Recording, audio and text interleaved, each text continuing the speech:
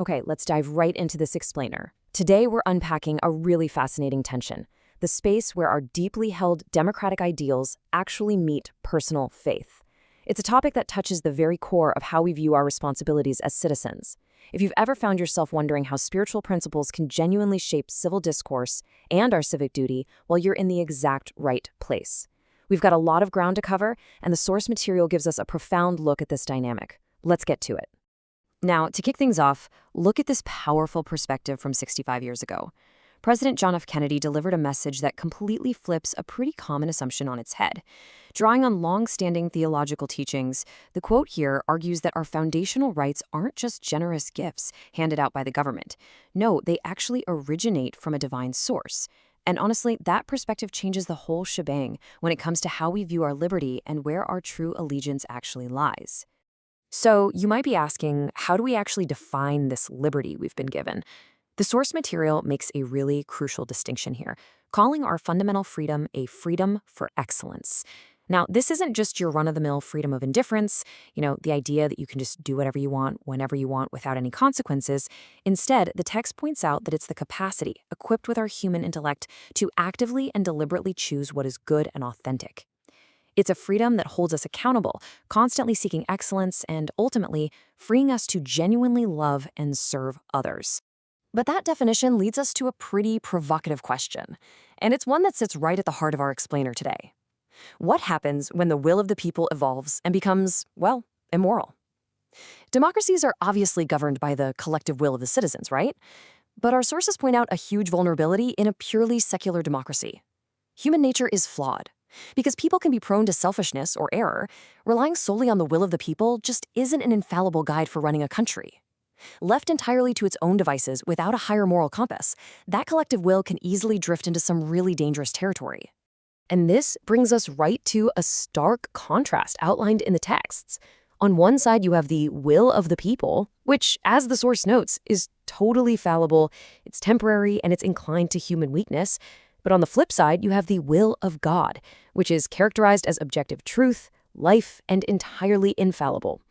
The core argument here is that civic action, that will of the people, only actually hits its highest potential and excellent form when it's harmonized with this objective goodness. So, how does that actually happen in the real world? Well, the sources argue that it requires a super active view of faith. It literally cannot just be a private hobby you pack away in a box during the work week. Instead, it's described as an infused virtue that has to permeate all of our actions. This active faith is exactly what equips citizens to shape civil discourse and to vigorously defend life, liberty, and the pursuit of happiness. Basically, faith is absolutely crucial to informing who citizens are and exactly how they engage out there in the public square. Now, what's really interesting about this next bit is how it connects to something so familiar. You probably recognize these famous words from the New Colossus, inscribed right on the pedestal of the Statue of Liberty. Our source highlights this not just as a neat piece of history, but as a deeply beautiful, morally positive aspiration.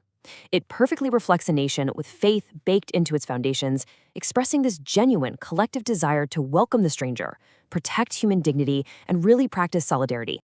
But, and here is where the text provides a really important, impartial reality check.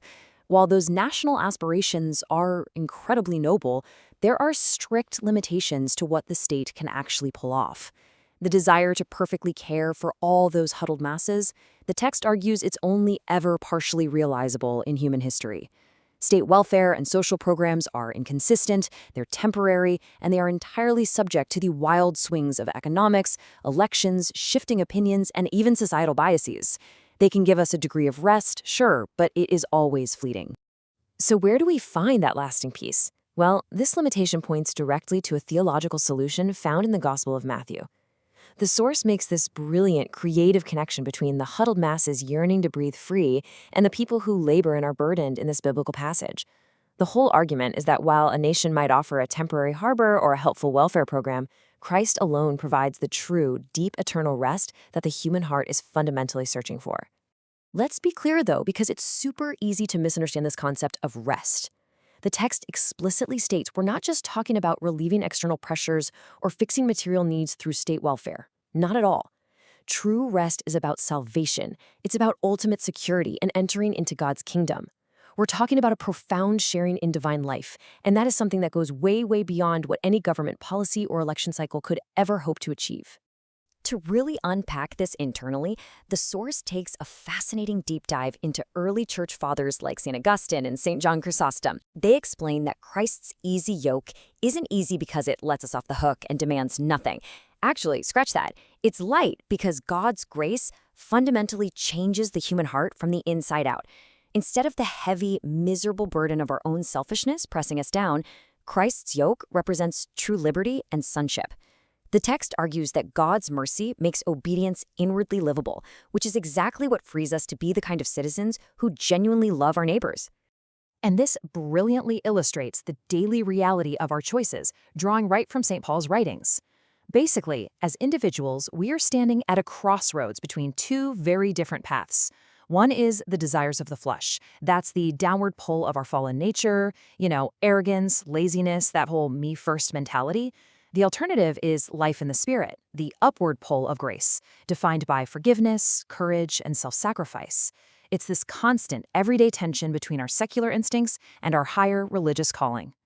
Which brings us to a deeply provocative question to leave you with. At every single moment, will you choose the tug of the flesh or the pull of the Spirit? The source leaves us with this incredible realization. The health, the morality, and the ultimate aspirations of our entire democratic nation, they do not rest solely on elections or government policies. No way. They depend entirely on this daily internal choice made by each and every citizen to live for something greater than themselves. So what will you choose today?